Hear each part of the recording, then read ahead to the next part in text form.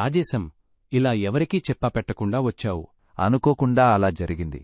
ఒకసారి వెళ్ళి అందర్నీ పలకరించి జాగ్రత్తలు చెప్పి వచ్చి నేను యమధర్మరాజుతో మాట్లాడతాను. సరే అన్నా, మీరు చెప్పినట్టు చేస్తాను.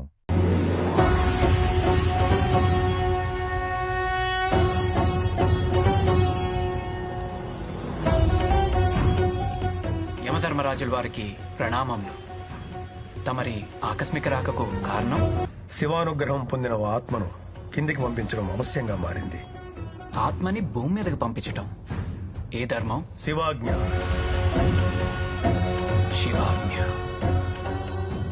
తప్పక పాటిద్దాం.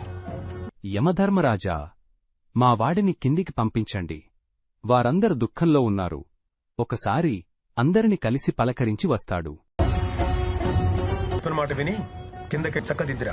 నా సూర్యుడివి, నా చంద్రుడివి, నా దేవుడివి నువ్వే. నా కన్నులకి నువ్వు వెన్నెలవి, నా ఊపిరివి నువ్వే. నువ్వే కదా, నువ్వే కదా సితార నా కలకి. నాన్నా నువ్వు నా ప్రాణం మనిన సరిపోదట మాట. నాన్నా నీకై ప్రాణం ఇవ్వన ఇదిగో ఇది నా మాట. నిజాన్నెలా అనేదిలా ఇవాళ నీ ఎదుట.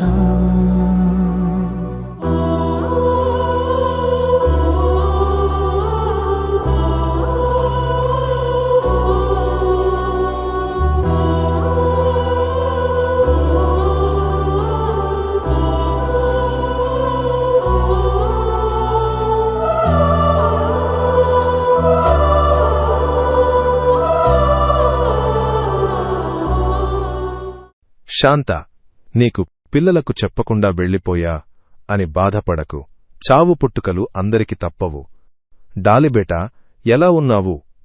అల్లుడు శ్రీనివాస్ పిల్లలతో ఆనందంగా సంతోషంగా ఉండండి. మహేష్, వసంత, మనోహర్, మానస, మధుకర్, లాస్య, లక్ష్మణ్, రుక్మిణి, శ్రీనివాస్, సరిత, పద్మావతి, అరుణ్, రేణుక, శోభ, సత్యనారాయణ, సుజాత, కిరణ్, మాలతి, కేదారి, జంజిరాల శ్రీను, మనుమలు, మనుమరాండ్లు, దుకాణం స్టాఫ్, తోటి వ్యాపారస్తులు అందరూ నేను లేనని బాధపడకండి. మీ ప్రతి శుభకార్యంలో నేను మీతోనే ఉంటాను. అమ్మను జాగ్రత్తగా చూసుకోండి. ధైర్యంగా ఉండాలి. లచ్చన్న ఇంటికి పెద్దలా దగ్గరుండి అన్నీ చూసుకో. అరే శ్రీను, తమ్ముళ్లను చూసుకోబిడ్డా. ఈరోజు నా పెద్ద కర్మకి వచ్చి నా ఆత్మకు నివాళులు అర్పిస్తున్న చుట్టాలకు, స్నేహితులకు పేరుపేరున ధన్యవాదాలు. ఈ కష్ట సమయంలో మీరందరూ మా కుటుంబానికి తోడు ఉండాలి. మరి వెళ్ళొస్తా.